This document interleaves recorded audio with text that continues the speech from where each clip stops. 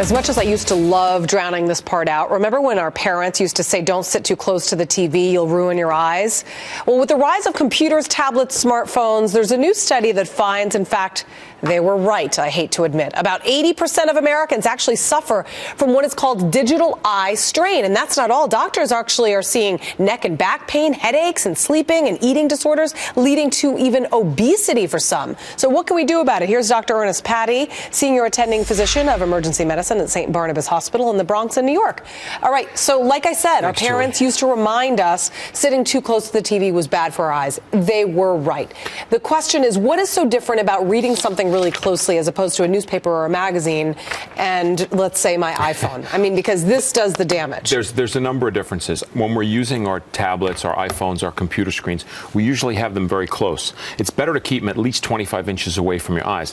Forces your eye muscles to strain and stretch themselves in order to make your lens appropriate for good near vision. The problem is our eyes weren't designed for near vision for long periods of time. Think of how long people use during the day these electronic devices. Definitely for hours.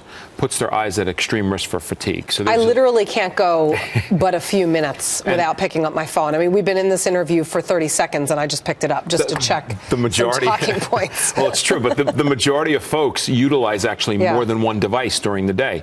And most folks in their offices now have two screens. You actually brought in some glasses that actually will protect your eyes from that computer and digital strain? These are designed for work. Never heard of them. What is this? Yeah, they have a special lens and a coating, and it allows you to, it just allows to filter out some of the harmful blue light from the blue screens, which you can also use if you put a filter on front of it as well. You can get a regular filter to go over your screen. And those are reading prescription glasses, but if you don't need a reading glass, you can still get them with no prescription, and it'll actually protect your eyes. Yeah, I mean, the bottom line is we're not going to get rid of our phones. If anything, we're going to use them even more. Right. There is a warning, though, for teenagers and children. So the question is, what do we tell our teens and our kids, and what do we do to avoid having this kind of eye strain, since we're obviously never going to get rid of our digital devices? There's a number of things. Number one is you're going to limit the number of hours teens and your children use these digital devices for. Get outside. Go and play outside. Read a book.